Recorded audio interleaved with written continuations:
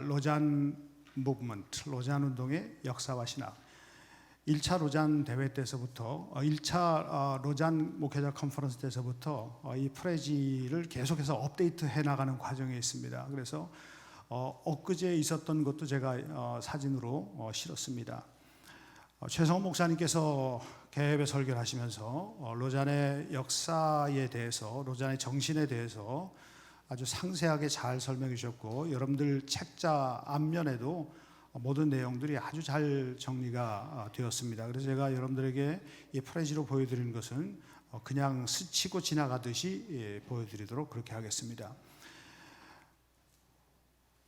로잔의 슬로건입니다. 표제가 The whole church taking the whole gospel to the whole world입니다.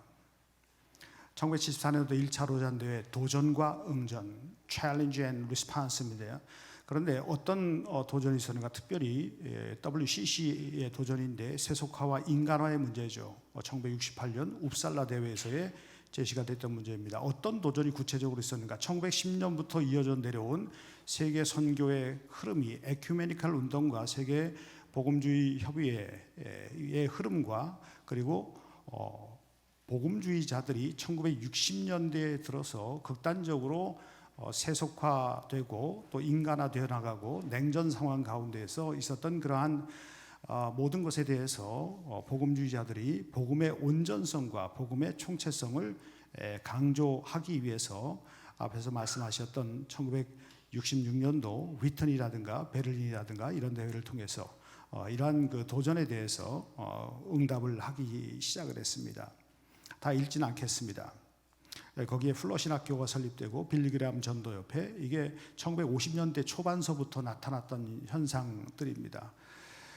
그리고 크리스천니티 투데이, 그리고 이것이 한국과 어떤 연관성이 있는가? 1973년도 빌리그레암 전도집회, 거의 100만 명 이상, 110만 명이 여의도에 모였죠. 제가 중학교 때인데 거기서 헌신을 했어요. 제가 헌신 일어났습니다. 거기다 강단 초청하는데 강단까지 나가지 않고 너무 많아가지고 나갈 수가 없었습니다. 한국교회 세계 선교 운동이 확산이 되는 그러한 계기가 되었죠. 휘튼 대회입니다. IFMA와 EFMA, 전미 복음주의 협의회 소속의 EFMA와 초교파 선교 단체들의 모임인 International Foreign Missions Association이 함께 연합해가지고 휘튼에서 복음의 온전성을 회복하기 위해서 선교 운동을 일으키기 시작했던 것이죠. 이어서 베를린에서 하나의 종족, 하나의 복음, 하나의 과업, 그리고 프랑크푸르트 선언이 세속화와 인간화에 대한 복음주의의 반응이 나왔습니다. 그리고 엑스폴로 72 달라스에서부터 시작해가지고 빌리그레암 전도 집회, 그리고 엑스폴로 74 CCC 김중건 목사님과 빌 브라이트가 함께 주도했던 30만 명의 복음 전도를 받았고 제자 훈련을 했습니다.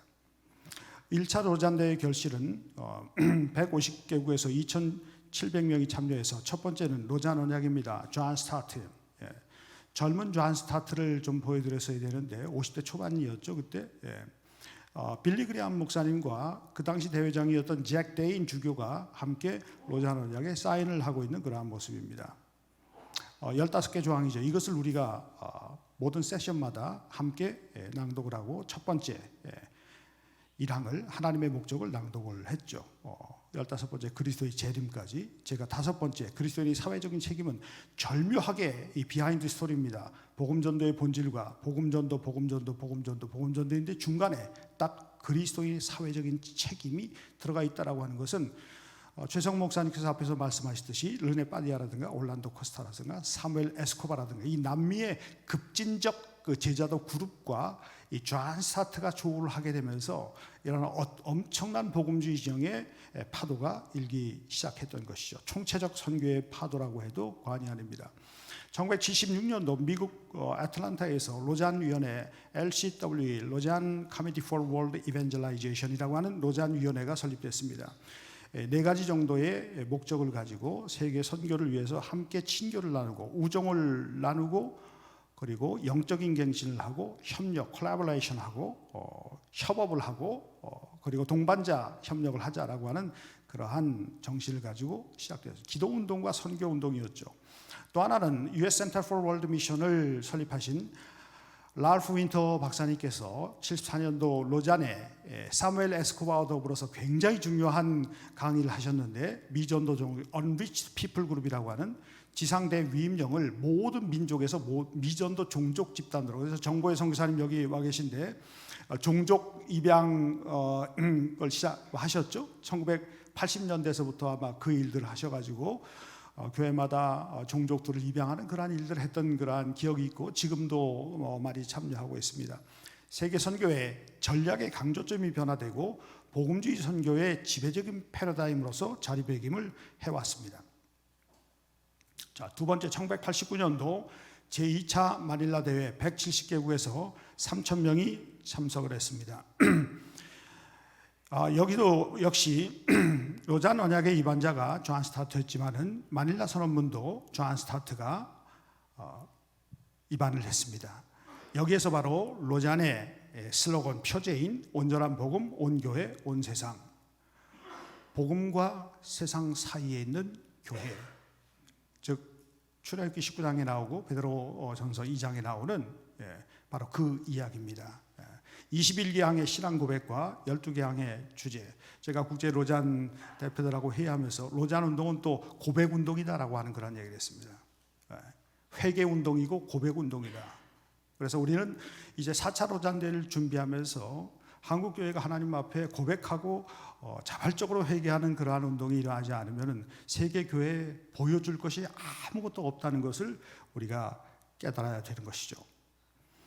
온전한 복음, 온 교회, 온 세상. 그 당시에 냉전이 종식되는 그러한 상황이 있었기 때문에 AD 2000와 그 후의 도전, 냉전 종식, 뉴 노멀이 시작되는 거였습니다. 그 당시에도. 지금도 우리가 코비드 팬데믹 이후에 어떻게 뉴 노멀 시대에 복음의 온전함을 온 세상에 우리가 보여줄 것이냐라고 하는 그러한 고민을 가지고 하우로잔이라고 하는 주제로 여기에 모였듯이, 그 당시에도 바로 그 시대를 읽어내는 그러한 해안들을 로잔의 지도자들이 갖고 있었던 것이죠.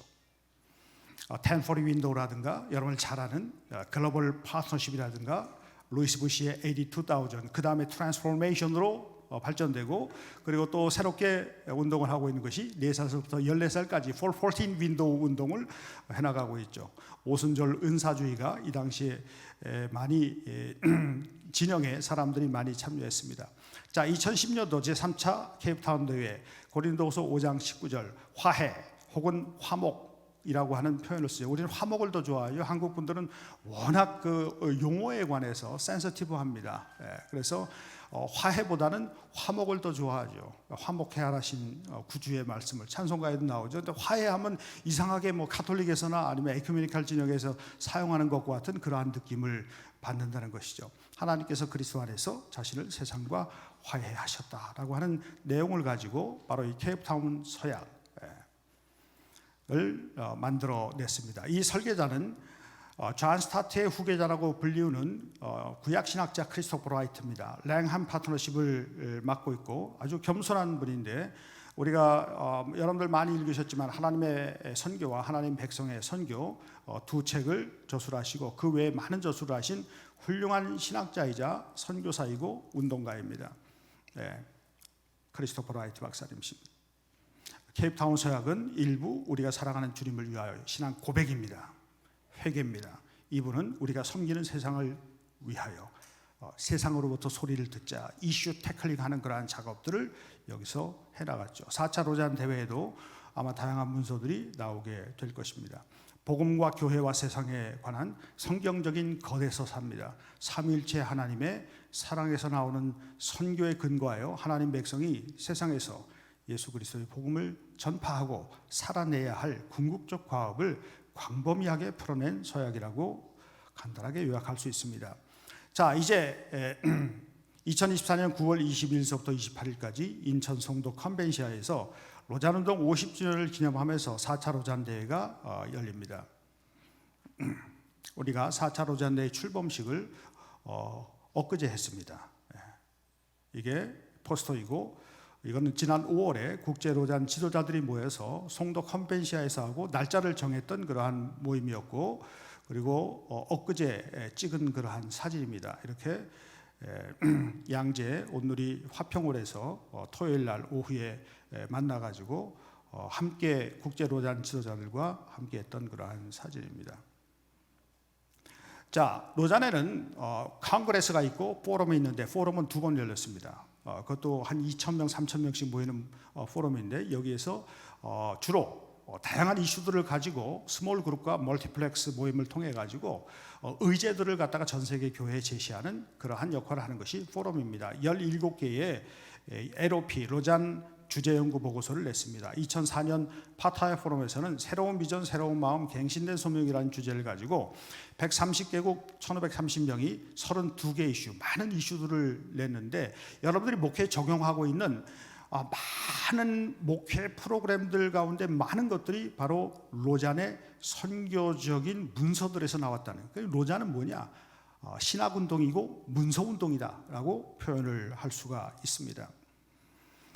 그리고 젊은이들에게 우리가 이 플랫폼을 제공하고 복음의 컨텐츠들을 제공하기 위해서 87년부터 로잔은 새로운 세대의 복음 운동을 일으켜 왔습니다. 1차 YLG라고 합니다. Younger Leaders Gathering을 싱가포르에서 열었고 2차는 2006년도에 말레이시아 포트 딕슨에서 2번째 대회를 열었고 세 번째는 2016년도에 인도네시아 자카르타 근처에 있는 우베야 크리스천 유니버시티에서 열렸는데 그때 제가 한국 YLG 청년들을 한 30명 함께 가서 큰 은혜를 받았던 적이 있습니다.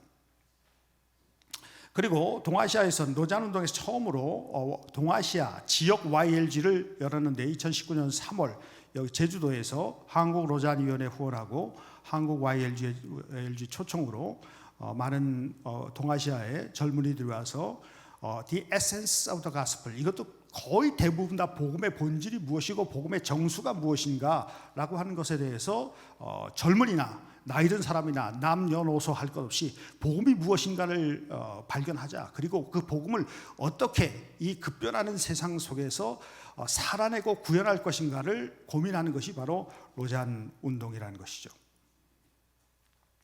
26년도에 4차 로잔 대회 끝나고 2년 후에 4차 YLG가 개최됩니다.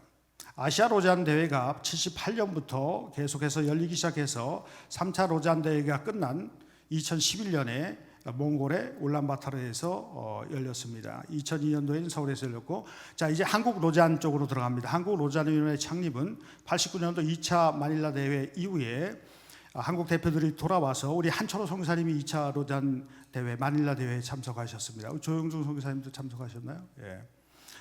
예. 이렇게 임원들을 구성하게 되고 역대 의장들이 있습니다. 역대 총무들이 있고 그리고 3차 로잔 대회를 준비하고 로잔 교수회를 2011년에 결성을 해서 로잔 동아리를 맡게 했습니다. 12개에서 시작해서 지금 19개 신학교의 선교학 교수들이 로잔 동아리를 지도하며 로잔 연관 논문들을 이렇게 9권을 냈고 이제 10권째 나오고 있습니다. 내년에는 로잔 교수들이 영어 논문을 써가지고 4차 로잔 대회 때 한 5, 6천 부를 찍어가지고 그냥 오시는 분들에게 한국 교회의 로잔 신학에 관해서 좀 알리려고 하는 그러한 생각을 갖고 있습니다. 우리가 영어에 대해서 영어만 하면 진짜 주눅이 드는데 우리가 빨리 천국 가야지 우리가 한국말로 하면 자동으로 다 통역되는데 구글 통역기가 좀 빨리 나왔으면 좋겠다라고 하는 생각이 듭니다. 영어에 대해 잉글리시 포비아가 좀 없어졌으면 좋겠어요.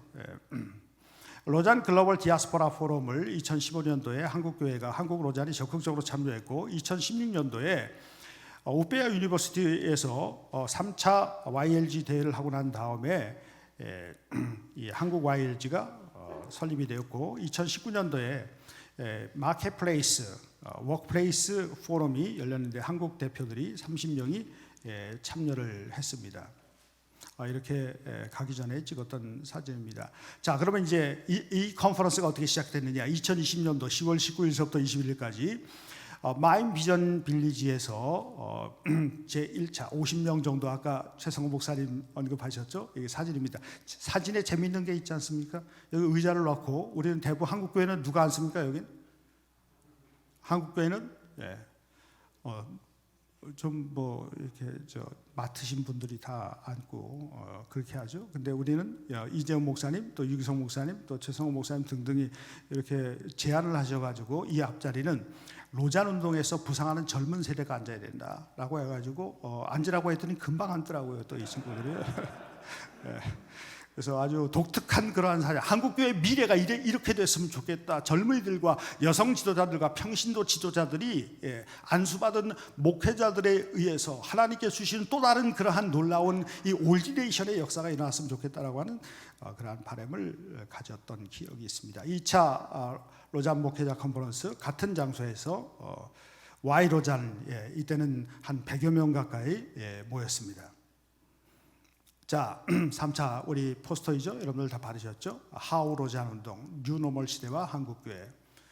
국제 로잔 홈페이지가 한국어 페이지가 개설되고 이것과 더불어서 유기성 목사님의 제안으로 지역에서도 우리가 로잔 운동을 알리자라고 해서 지난 5월서부터 대구 경북 로잔 목회자 컨퍼런스가 역시 같은 주제로 홀 처치, 홀 가스펠, 홀 월드. 이것은 대구 동신교에서 한 200명 이상 모였던 그러한 사진입니다. 우리 문대호 목사님 신부하신 동신교에서 너무 아주 환대를 잘 해주셨습니다. 이어서 지지난주죠. 3주 전인가요? 지지난 목요일 날 부산 수영로 교회에서 부울경 지역 로잔 목회자 컨퍼런스를 열었습니다. 그리고 지난주에 아까 말씀하셨던 아시아 2022 컨그레스가 열렸습니다. 10월 17일서부터 21일까지 태국 방콕에서 한국 분들이 다 사진을 찍지 못했는데 한 40명 정도 참여를 했습니다. 마이클 오와 더불어 가지고 유기성 목사님 등등 전체 참여하셨던 주로 선교단체 지도자들이 많이 참석을 하셨죠. 자, 로잔 리더십 미팅이 있는데 이런 리더십 미팅이 로잔 대회를 준비하기 위해서 계속해서 열려왔습니다. 특별히 글로벌 리더십 포럼이 2013년도 벵갈로에서 열렸습니다. 하나의 예를 보여드린 겁니다. 로잔 컨설테이션에서 아까 말씀드렸던 이러한 다양한 로잔의 주제들을 배출해냈습니다. 단순한 삶의 방식, 복음 전도와 사회적인 책임, 유대인 복음화, 인간의 필요에 응답하는 총체적인 그러한 교회의 모습, 등등 상황화, 영적 전쟁, 여러분들이 신학교에서 배웠던 선교학의 모든 주제들을 거의 다 여기에서 망라하고 있습니다.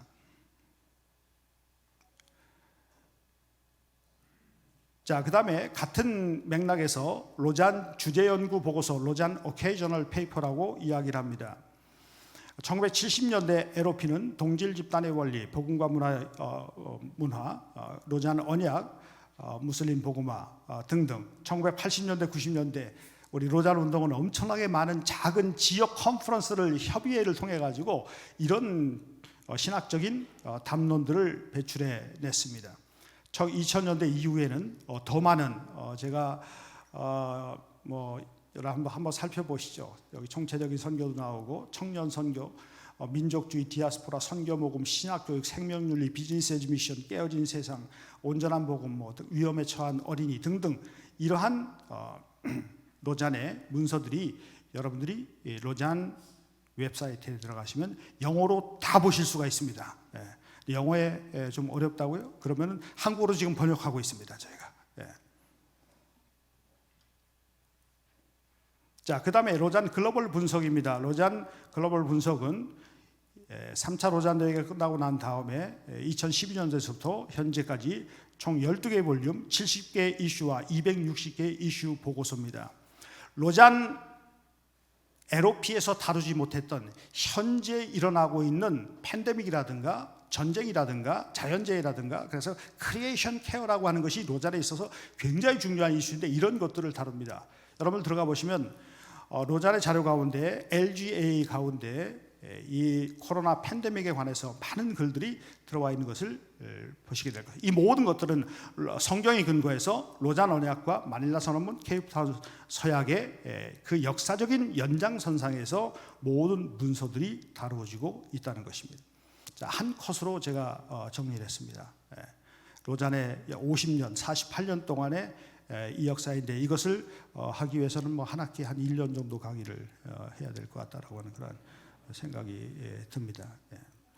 로잔의 정신에 관해서 제가 여러분 나눠드린 책자에 잠깐만 얘기하고 제가 20분 넘었나요? 넘었죠? 로잔 운동의 정신에 관해서 현 상황이 팬데믹과 더불어서 인구 절벽, 뭐 지역 소멸, 학교 폐쇄, 말할 수 없는 가족 해체, 뭐 이런 것들이 지금 일어나고 있습니다. 또한 가난한 성도와 목회자 이중직 문제, 어떤 정체성의 상실이 일어나고 있습니다. 20, 30대 청년층 인구 감소와 탈종교화로 인해서 교회 출석 경험조차 사라짐으로 가난한 성도로 진입하는 인구조차 감소하고 있는 그러한 실정이죠. 이러한 상황 가운데서 1974년 37년간의 인도 선교 사역을 마치고 고국인 영국으로 돌아가서 직면한 영국 사회와 서구의 현실은 신이교주의, 즉 우상 숭배로 가득하여 복음에 대한 냉담한 반응과 교회에 대한 싸늘한 냉소적인 태도를 보였던 것이죠. 이때 뉴비긴이 던진 질문이 무엇인가 하면은 과연 서구가 회심할 수 있는가라고 하는 바로 고백과 회심의 문제였습니다. 이 질문을 다시 한국교회에 던진다고 한다면 한국교회는 과연 회심의 자리로 나아갈 수 있는가, 이 상황에서. 이 질문을 우리가 다시 한번 던지게 되는 것이죠.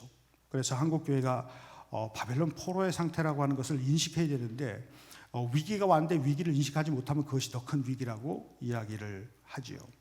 이러한 유수기에 교회가 해야 될 일들이 무엇인가를 로잔 운동을 통해서 작은 실마리라도 찾아보고자 시도하는 것이죠. 그래서 로잔의 humility, integrity, simplicity, 겸손과 정직함과 단순함과 검소함의 그 태도를 가지고 예수 그리스도의 길을 따라가고 그리스도 예수와 늘 동행하는 그러한 우리 목회자들의 모습이 어느 때보다도 필요하다는 이야기입니다. 여러분, 로잔 운동은 어떤 의미에서 운동입니다. 제가 아까 운동에 대해서 말씀드렸는데 운동의 특성은 경계선을 넘어가는 것이죠. 모험을 감수하는 것이죠. 따라서 로잔 운동은 삼위일체 하나님에 의해서 부름받고 세상에 보냄받은 하나님 백성 공동체인 교회를 강조한다는 점에서 굉장히 사도적이다. 그리고 선교적이다. 그리고 깨어지고 분열되며 상처로 얼룩진 세상과 시대의 징조를 날카롭게 간파한다는 점에서 예언자적이다. 세 번째로 우상 숭배가 만연한 세상 가운데 살아가는 사람들의 삶에 성육신적으로 참여하고 관여한다는 점에서 패스토라하다, 목회적이다. 이렇게 이야기를 할 수가 있습니다.